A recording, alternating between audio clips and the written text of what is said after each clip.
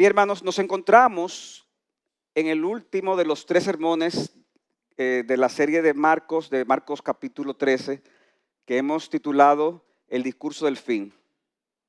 Yo quiero, hermanos, brevemente hacer un recuento, y es que nosotros decíamos que este discurso fue dado en el contexto de cuando Cristo está junto con sus discípulos allá en Jerusalén, en el templo que había sido remodelado, ampliado por Herodes, que era una cosa impresionante. Ya lo habíamos mencionado. Cuando ellos ven este templo y se lo muestran a Cristo, la respuesta de Cristo fue: miren, ustedes están viendo esto, no va a quedar nada ahí, no va a quedar piedra sobre piedra. Y esa declaración resultó tan sorprendente que algunos de sus discípulos, específicamente Pedro, Jacobo, Andrés y Juan, Pedro y Andrés eran hermanos, Jacobo y Juan eran hermanos, le preguntaron que qué señal habría de que cuando esto sucedería. Pero en esa pregunta que ellos le hacen a Cristo, ellos mezclan la señal de la destrucción del templo con el fin del mundo. O sea, para ellos, la destrucción del templo y el fin del mundo eran dos hechos que iban de la mano uno del otro. Y en ese sentido, hermanos, así como los discípulos plantearon estos dos temas como si estuvieran unidos, de la misma manera Cristo les responde hablándoles de ambas cosas como si estuvieran unidas también. Y esto es importante, hermanos, porque como decíamos, hay creyentes que se debaten: no, esto no ha pasado, no, esto pasó. Bueno, es que ahí se plantean los dos temas en ese discurso. En el primer sermón desarrollamos el primer encabezado de Marcos 13, relativo a la destrucción del templo, cuáles eran las señales generales que no indicaban necesariamente que eso iba a suceder ya, pero cuál iba a ser la señal definitiva. Cristo habla de guerras, terremotos, hambre, persecuciones. Ahora, estas señales no anunciarían la destrucción del templo de forma inmediata, ya que de hecho son señales que siempre han sucedido. Sucedieron antes de la destrucción y después de la destrucción, y al día de hoy, hermanos, siguen siendo cosas que suceden, todos estos tipos de fenómenos. Sin embargo, la señal definitiva de la destrucción del templo sería cuando ocurriese la abominación desoladora. Dice Cristo, o sea, cuando veáis la abominación desoladora puesta donde no debe estar, entonces, está diciendo, esa es la señal. Y no podemos ser dogmáticos a qué se refiere la abominación desoladora. Me inclino a pensar que se refiere a la entrada del general Tito con sus tropas romanas en los recintos del templo, donde ofrecieron sacrificios allí y pusieron representaciones idolátricas del César y del águila romana. Eso sucedió ahí, pero la destrucción del templo ocurrió un poco tiempo después. O sea que ya los discípulos tenían que saber: no, sucedió esto, ya ustedes saben que los que estén en Judea huyan a los montes. O sea, ahí ya no hay tiempo que perder. ¿Por qué no había tiempo que perder? Porque si se quedaban ahí, iban a sufrir lo que Cristo dice, que iba a venir una gran tribulación en ese lugar. Marcos 13, 19. Porque aquellos días, ¿cuáles días? Los días en que el emperador, el general Tito, iba a entrar a Jerusalén con el propósito de destruirla. Entonces, aquellos días serán de tribulación, tal como no ha acontecido desde el principio. O sea, en el pasado, ni que Dios hizo hasta ahora, ni acontecerá jamás. O sea, tampoco iba a pasar en el futuro este tipo de tribulación. Puede ser una expresión hiperbólica, pero ¿qué te dice esa expresión? Que estamos hablando de un hecho histórico, porque está hablando de algo que ni ha pasado ni pasará. O sea que no puede ser una tribulación final antes de la venida, en ese sentido. Por eso es que se describe cuando eso sucedió en el año 70, hay registros, hermanos, de lo que sucedió, y Josefo fue tal vez el principal historiador, un historiador judío de esa época. Él dice lo siguiente, él escribe, y lo mencionamos esa vez, el horrible sufrimiento del pueblo de Jerusalén durante el asedio romano, incluido el hambre, las enfermedades, el canibalismo y las luchas internas entre los habitantes de la ciudad. Los romanos crucificaron a tantos judíos que se quedaron sin árboles para construir cruces. Se menciona que posiblemente murió más de 1 millón de personas en la ciudad y que casi 100,000 fueron llevados cautivos. Todo eso en el año 70 de nuestra era. La situación aquí planteada, dice Cristo, hubiera sido de una destrucción absoluta y definitiva de no ser por la intervención divina. Dice Marcos 13:20 que si el Señor no hubiera acortado aquellos días, nadie se salvaría, pero por causa de los escogidos que él eligió acortó los días. Posiblemente esto indica que por amor a los creyentes o a los pocos creyentes que quedaban en la ciudad, el Señor acortaría dicha tribulación. De hecho, se pensaba que podía ser algo muy prolongado y al final duró 5 meses y medio, creo que fue. O sea que fue algo relativamente corto para el tiempo que pudo haber tomado. Y Cristo dice, eso se dio para evitar que la destrucción fuera total y absoluta. En el segundo sermón del domingo pasado, nosotros vimos cómo Cristo pasa a hablarnos de otro acontecimiento y es el de la segunda venida. O sea, en el mismo discurso, él está hablando de la destrucción del templo y ahí mismo entonces lo conecta con la segunda venida. Y decíamos que el Señor estaba usando lo que se ha llamado como la visión profética bidimensional. ¿Qué es eso de la visión profética bidimensional? Es cuando se predicen varios eventos que desde lejos se ven cerca, pero cuyo cumplimiento puede estar separado por miles de años. Por miles de años. Dimos el ejemplo, ¿recuerdan? De las 2 montañas. Cuando usted ve 2 montañas, que usted está caminando en el interior, usted dice, wow, pero hay una montaña y detrás está otra, ¿verdad que sí? Inmediatamente después de esta montaña está la otra. Pero camine la una a la otra, usted vea, si es verdad que están cerca. No están tan cerca, ¿verdad que no? Entonces, eso es lo que vemos en este pasaje. Dice el versículo 24, pero en aquellos días después de esa tribulación, o sea, después de esa montaña, viene la otra, pero eso no quiere decir que necesariamente sea cronológicamente ahí mismo. O sea, pero después de la tribulación, el otro evento profético vendrá. ¿Cuál es? El sol se oscurecerá, la luna no dará su luz, las estrellas irán cayendo y las potencias que están en los cielos serán sacudidas. Entonces verán al Hijo del Hombre que viene en las nubes con poder y gran gloria. ¿Se entiende, hermanos? ¿Se entiende? Y entonces Él enviará a los ángeles y reunirá a sus escogidos desde los 4 vientos, desde el extremo de la tierra hasta el extremo del cielo. O sea que Cristo habla de esos 2 eventos, uno que ya pasó, otro que no ha pasado, pero en la visión profética bidimensional lo pone como si estuviera uno detrás de otro. Por eso que decíamos que el capítulo 13 de Marcos tenemos el patrón, ¿recuerdan? A, B, A, B. El A es la destrucción del templo, señales generales en definitiva, de los versículos 1 al 23. El B es la segunda venida, el fin de los tiempos, versículos 24 al 27. De nuevo vuelve al A, que es Cristo vuelve otra vez a tratar el tema de la destrucción del templo para traer una lección. Y finalmente el B, de nuevo, que es la segunda venida, y trae la lección, que aunque dice ahí de los vigilantes de la casa, pero realmente yo lo había cambiado y se me olvidó de hacer cambio, hermano, es la visión la lección del dueño de la casa. Del dueño de la casa, o sea que ya ustedes saben. En el resto del capítulo 13, o sea, en el día de hoy, vamos a ver los últimos 2 encabezados. Y hermanos, mi propuesta es que en la primera ilustración, como dice ahí, ¿verdad? Vemos un llamado a estar preparados para la destrucción del templo que da Cristo. Y la segunda es otro llamado a estar preparados para la segunda venida. Pastor Eduardo leyó los versículos del 28 al 37. De modo que veamos en primer lugar la destrucción del templo, la lección de la higuera.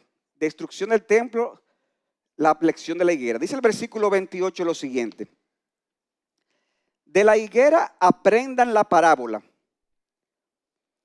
Cuando su rama ya se pone tierna y echa las hojas, sepan o saben que el verano está cerca. Dice el comentarista Strauss que la higuera es uno de los pocos árboles de hoja caduca de Palestina que pierde las hojas en otoño y salen de nuevo en el mes de marzo o abril. O sea que era muy claro a través de las hojas de la higuera darse cuenta del tema de las estaciones. O sea que aquí el punto del general de la analogía es suficientemente claro. ¿Cuál es el punto de la analogía? El versículo 29 dice, así también ustedes, o sea, así como cuando ustedes vean que la higuera, las ramas se pone tierna, que ya ustedes saben, se acerca el verano, de la misma manera, cuando ustedes vean estas cosas, sepan que Él está cerca a las puertas. Está cerca a las puertas. Ahora bien, hermanos, y aquí es importante que presten atención. Digo, ustedes tienen que prestar atención al sermón entero, si no, y si usted no vino el domingo pasado, tiene que oír ese sermón para que pueda entenderlo. Y si no vino el antepasado, todavía más.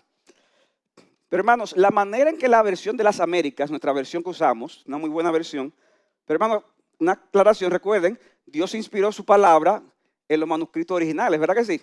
Las traducciones las hacemos los hombres al día de hoy. Y las traducciones a veces pueden dar lugar a detalles aquí y allá que tal vez pudo haberse traducido de alguna manera distinta, más exacta, pudo haber habido algún error en la traducción. La manera en que la versión de las Américas presenta el versículo 29 puede traer confusión, ya que dice que Él está cerca a las puertas. Y cuando uno lee eso, uno dice, tú ves, ahí está hablando de Cristo, de la segunda venida de Cristo, que está cerca. Sin embargo, el artículo Él no está en los idiomas originales, sino que es una añadidura de los traductores. No es que sea un pecado, hermanos, añadir o quitar. A veces en las traducciones, y eso pasa en cualquier idioma, uno tiene que a veces que encajar cosas, añadiduras, quitar cosas para que pueda hacer sentido. Pero a veces tú puedes, sin darte cuenta, en vez de traducir, tú puedes interpretar. ¿No es así, pastor? Entonces, a veces hay que tener cuidado con ese tema, ese asunto. Miren cómo lo dice la Reina Valera, que es la versión que creo que todavía algunos usan, la versión que antes todos usábamos. Así también vosotros, cuando veáis que suceden estas cosas, conoced que está cerca a las puertas. ¿Se nota la diferencia? O sea, en una dice que Él está cerca, en el otro, en el original le dice que está cerca, o sea, sin especificar qué. Y esto, hermano, es importante porque sin negar necesariamente que esta frase pueda tener una aplicación al fin del mundo, sí, ya para eso habría que profundizar más, ver pasajes paralelos. Ahora, hermanos, el cumplimiento primario de lo que está diciendo Cristo, yo entiendo que se relaciona con todo lo relativo a la destrucción del templo. O sea, cuando Él dice, cuando veáis que suceden estas cosas,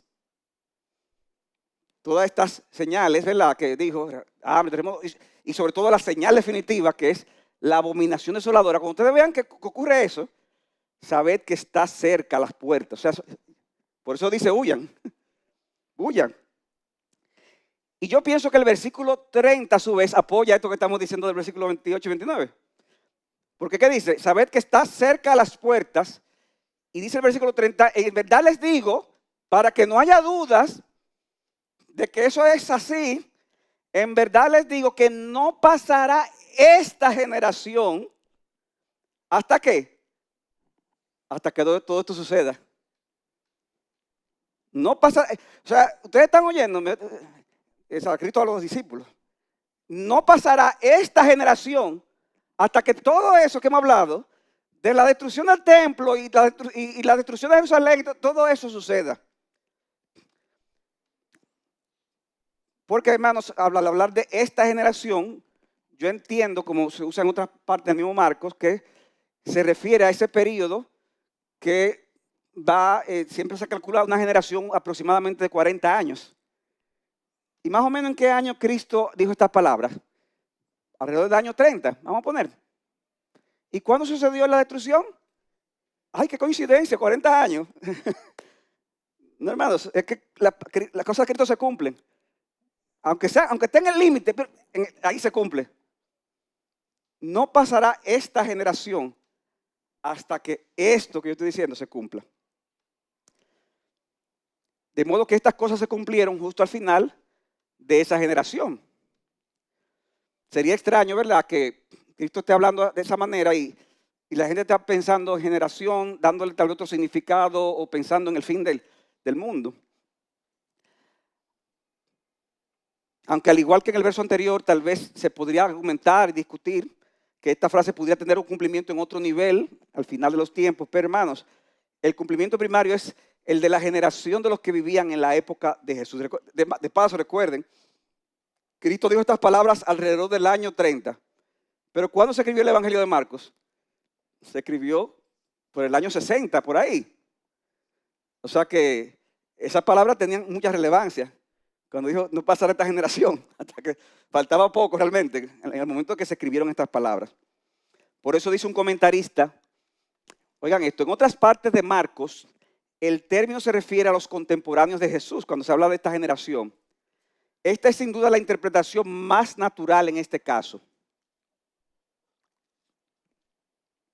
Jesús quiso decir que algunas de las personas de su generación, y más concretamente algunos de sus discípulos, no morirían hasta que hubiera ocurrido las cosas de los versículos 5 al 23, incluida la importantísima destrucción de Jerusalén y su templo. Y el Señor, hermano, enfatiza la completa seguridad de que estas cosas van a suceder. No debía lugar a engaños ni a malos entendidos al respecto.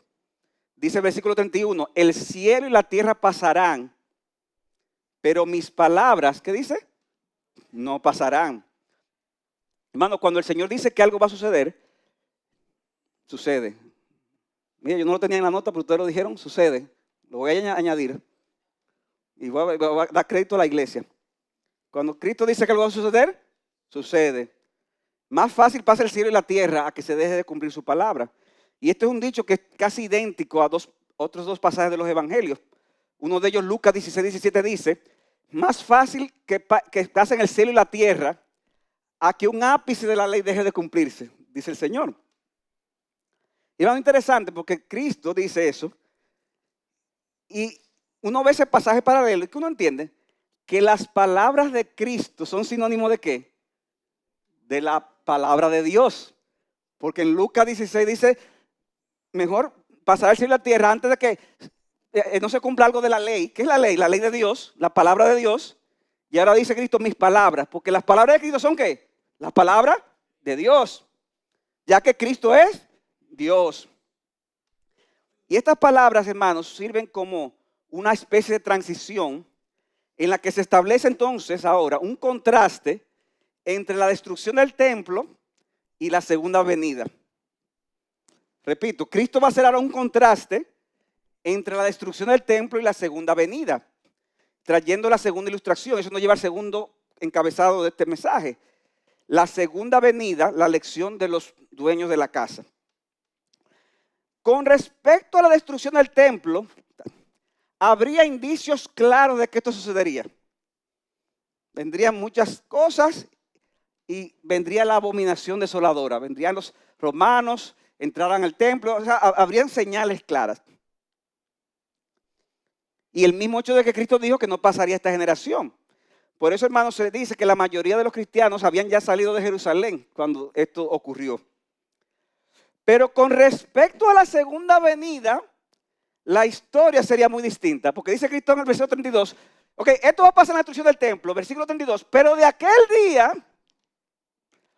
o de aquella hora, nadie lo sabe. Hermanos, ¿pueden captar el contraste? Aquí ustedes van a saberlo. ¿Por qué? Porque van a pasar cosas que van a anunciarlo. Pero de aquel día, que no ha pasado todavía, y de aquella hora que no ha llegado, nadie lo sabe. Ni siquiera los ángeles del cielo, ni el Hijo, sino solo el Padre. O sea que de la segunda venida, hermanos, ¿quiénes lo saben cuándo viene? Nadie. Hermanos, nadie lo sabe. No hay nada más insensato que estar profetizando el evento de la segunda venida, como vemos que ocurre con frecuencia, cuando Cristo dice que nadie lo sabe. En IBCJ había una hermana, doña Amada, no la abuela de Ica, sino otra doña Amada, que murió a los 102 años, algo así. Increíble. Uno iba y estaba lúcida hasta al final. Y recuerdo que uno la iba a visitar, nos poníamos de acuerdo para llevarla a la iglesia. Y era muy interesante escuchar su historia. Dice ella que la frustración más grande que tuvo fue que una noche, ella dormía con una sobrina, y una noche ella se durmió, y mientras estaba durmiendo tuvo un sueño, pero un sueño que ella veía claro lo que estaba pasando. Y en el sueño se le apareció un ángel. Y el ángel comenzó a decirle a doña Amada varias cosas. Y dice, Amada, te voy a decir cuándo es que viene el Señor. Ay, sí, dígame. Le dice. Mira, entonces cuando el ángel justo le va a decir la fecha, el Señor viene, la sobrinita, mamá, despiértate, que tenemos que tal cosa. Y se despertó en ese momento. Mira, muchacha, ¿cómo tú me despiertas ahora? Si por poquito me dicen la fecha. Eso era un personaje, esa señora. La realidad es que de aquel día a aquella hora nadie lo sabe. Aunque la sobrina no lo hubiera despertado. Dice, ni siquiera los ángeles, en su condición de seres celestiales, que tendrán un rol activo cuando todo esto suceda, tienen esta información. Ahora, lo más sorprendente de esta aclaración es que dice que ni el Hijo tiene esa información. Y esto es algo, ¿verdad? Wow, es sorprendente.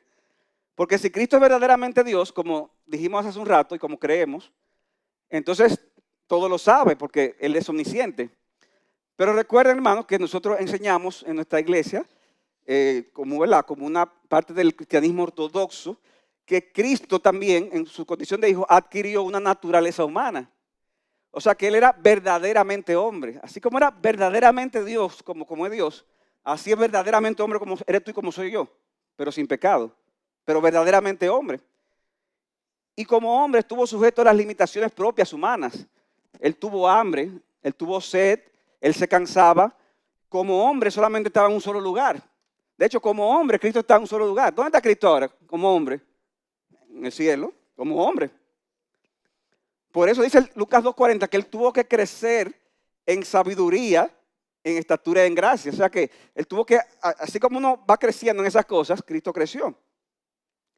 En tal sentido, como hombre, no se le había revelado la fecha de tal evento. Esto es un misterio, hermanos. No traten de buscar la solución definitiva. Ahora, lo importante es, hermano, que ante esta realidad de que es totalmente seguro que el Señor vuelve, porque su palabra no pasará, y de que es totalmente seguro de que nadie sabe el momento exacto de su venida, Cristo lo que enfatiza es la necesidad de que estemos preparados. O sea, Cristo lo que dice, mira, lo importante es que tú estés preparado, porque tú no sabes cuándo va a ser. Que estemos preparados. Versículo 33, estén alerta, velen, porque ustedes no saben cuándo es el tiempo señalado. Por eso el Señor concluye el discurso con una ilustración para reforzar la necesidad que tenemos de estar preparados para su segunda venida. Dice el versículo 34, es como un hombre que se fue de viaje, que al salir de su casa dejó a sus siervos encargados, asignándole a cada uno su tarea y ordenó al portero para que estuviera alerta. Este hombre de la ilustración, mientras estuvo fuera, le dejó una responsabilidad particular a cada uno de sus siervos. Y le dijo al portero, mira, está pendiente para cuando yo vuelva. Porque él vendría de una forma repentina, pero sin saber cuándo. Y sería trágico que ese señor volviera y encontrara a los siervos, no encontrara a los siervos preparados para su retorno. Por eso dice el verso 35. Por tanto, velen porque ustedes no saben cuándo viene el Señor. No saben cuándo viene el Señor. Si al atardecer, o a la medianoche, o al canto del gallo, o al amanecer, no sea que venga de repente y los encuentre, ¿qué?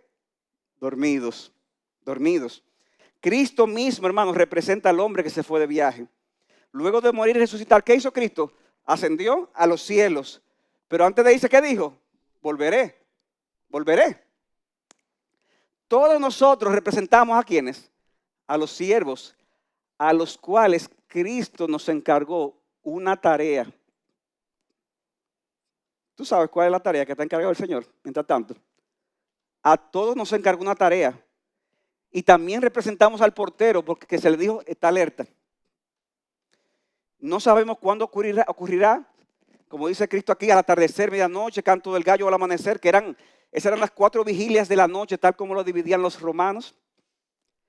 La advertencia que se hace aquí, hermanos, es que pudiera ocurrir la segunda venida de Cristo y encontrarnos dormidos.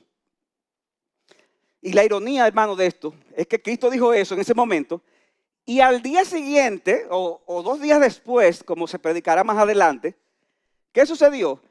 Que 3 de esos 4 discípulos, Pedro, Jacobo y Juan, Cristo se lo lleva aparte y le dicen, no se duerman, velen, porque estamos en un momento difícil. ¿Y qué sucedió? Se durmieron. tomó con él a Pedro, Jacobo y Juan y comenzó a afligirse, a angustiarse. Y le dijo, oye, mi alma está muy afligida hasta el punto de la muerte. Quédense aquí y velen, no se me duerman. Entonces Jesús vino y los halló durmiendo al poco rato.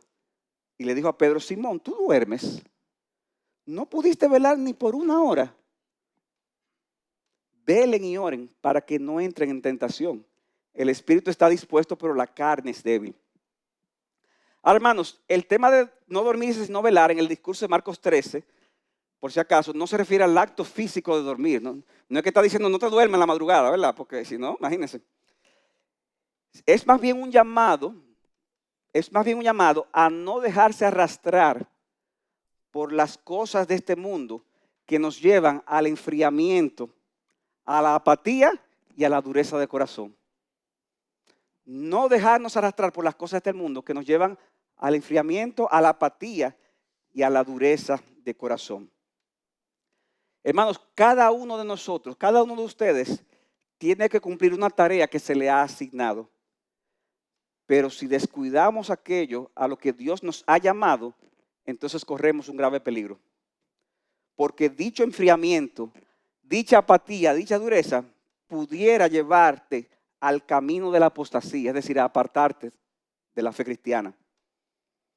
Y por supuesto, hermano, que si eso sucediera, eso puede que sea una indicación de que tú nunca has experimentado entonces realmente la gracia de Dios. Ahora, es importante no perder de vista el hecho de que para demostrar que somos verdaderamente creyentes, nosotros debemos con nuestras fuerzas, con dolor, con todo lo que eso implique de nuestro ser, debemos perseverar en nuestra lucha contra el pecado y en ser más como Cristo. O sea, si soy cristiano, la salvación se pierde. Sí, pero tú tienes que demostrarla por los frutos. Y esos frutos van a requerir un esfuerzo de tu parte. De cada día perseverar, de cada día decirle que no al pecado, de cada día ser más como Cristo. Y cuando falla, arrepentirte de tu pecado. Por eso dice el texto paralelo de Lucas 21:34. Miren qué interesante. Estén alerta, no sea que sus corazones se carguen con disipación, embriaguez y con las preocupaciones de la vida. Y aquel día venga súbitamente sobre ustedes como un lazo. Porque ese día de la venida de Cristo, vendrá sobre todos los que habitan sobre la superficie de toda la tierra. Pero velen en todo tiempo orando para que tengan fuerza para escapar de todas estas cosas que están por suceder y puedan estar de pie delante del Hijo del Hombre. Y hermanos, esa perseverancia, como he dicho, va a requerir un esfuerzo de cada uno de nosotros. Por eso Cristo finaliza su discurso con un llamado no solo a los 4 discípulos, sino a todos sus discípulos, incluyéndote a ti, incluyéndome a mí. Versículo 37. Y lo que a ustedes les digo, a ustedes 4 que hicieron la pregunta, a todos se los digo, velen, velen. Y hermano, con esto nosotros concluimos no solo este mensaje, sino también el estudio de este capítulo 13 del Evangelio de Marcos. ¿Y cuál ha sido mi propósito, hermanos? Tratar de explicar este pasaje lo más llano posible, pero sin dejar de reconocer que tiene dificultades y que algunos aspectos son interpretados de forma distinta por buenos creyentes a quienes respetamos. Pero hermanos, por más llano que sea, tú sabes la historia, ¿verdad? De una gente que le dijo a la otra, mira, explícame tal cosa. Cuando se le explica, es que yo no la entiendo, baja más. Entonces lo hizo más llano. Baja más. Y bajó más. Y baja más. Hasta que llegó un punto que lo que dijo el otro entendió. Ahora lo entendí, sí, pero ya no era eso lo que estaba hablando. Hay cosas, hermanos, que si tú bajas mucho, al final se pierde el sentido de esas cosas. Ahora, mi deseo, hermanos, principal, no es hacer de ustedes unos expertos escatológicos. Yo con cualquiera discuto este tema. Y sobre todo con eso, bueno, no voy a mencionar términos, ¿verdad? Para no ofender susceptibilidades. Pero es mi deseo, hermanos, hacer un llamado a todos para que aprendamos a vivir a la luz de las cosas que vendrán. Hermanos, algún día este mundo perecerá. Algún día, yo lo que te voy a decir, ¿cómo es tu casa? ¿Grande, chiquita? ¿Cuántas habitaciones tiene? 2, 3, 4. Algún día ya tú no tendrás la casa donde vivir. Algún día ya no tendremos el carro para movernos, el dinero con el que nos desenvolvemos. Algún día no tendrás el celular con el que siempre estás conectado. Algún día ya no estaremos en esa estructura familiar que ahora tenemos, tal como la entendemos. Dice Pablo en 1 Corintios 7:29. Pero esto digo, hermanos, que el tiempo se ha cortado. De modo que de ahora en adelante los que tienen mujer, sea como si no la tuvieran. Los que lloran, como si no lloraran. Los que se regocijan, como si no se regocijaran. Los que compran, como si no tuvieran nada.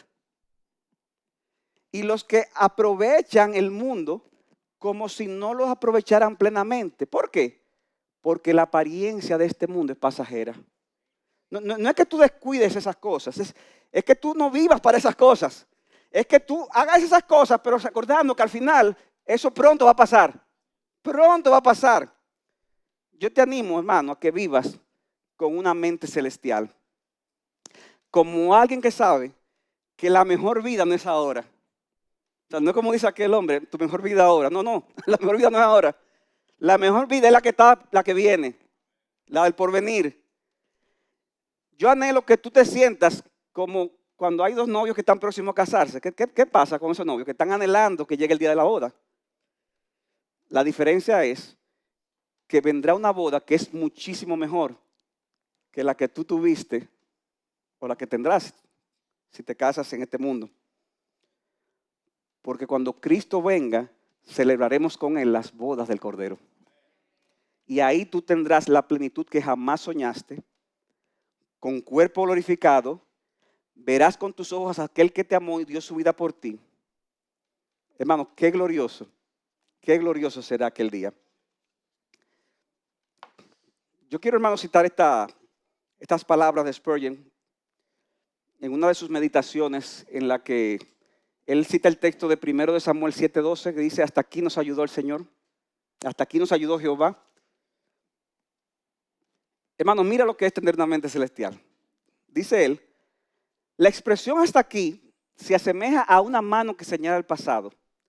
Transcurrieron 20 o 70 años y sin embargo, hasta aquí nos ayudó Jehová. A través de la pobreza, a través de la riqueza, a través de la enfermedad, a través de la salud, en la patria, en el extranjero, en la tierra, en el mar, en honra, en deshonra, en perplejidad, en gozo, en aflicción, en triunfo, en oración y en tentación.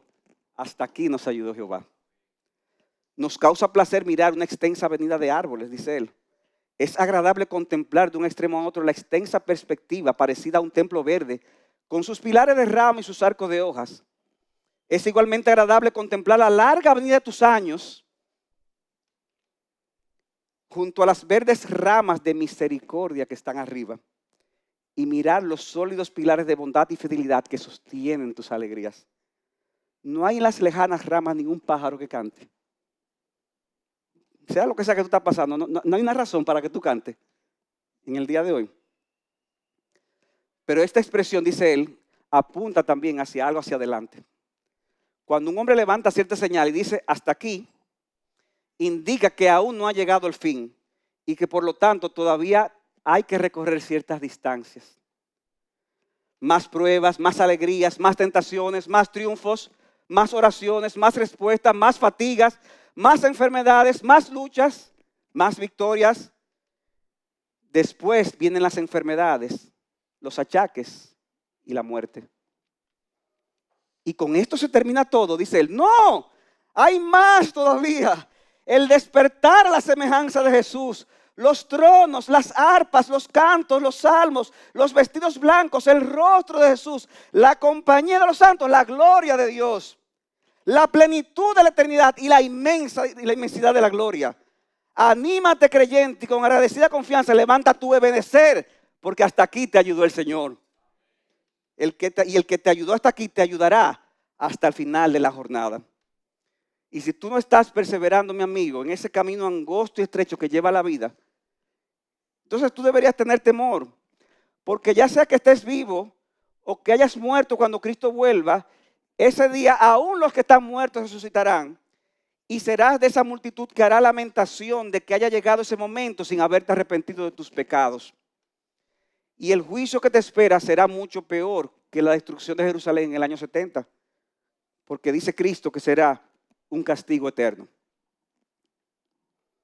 Pero tú tienes ahora la oportunidad de huir de la ira venidera. Tú tienes, la buena noticia es que tú tienes ahora la oportunidad de huir de la ira venidera y ser parte del pueblo de Dios.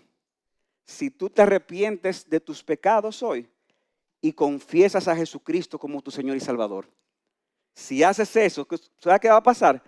Que serás unido al pueblo de Dios y por lo tanto serás parte de la novia del Cordero, que es la iglesia, y te gozarás entonces cuando llegue aquel día. Y mientras llegue aquel día, estarás entonces diciendo con todo tu corazón, como debemos decir todos los cristianos, cuando Cristo diga, vengo en breve, tú dirás, sí, Señor, ven pronto, Señor Jesús.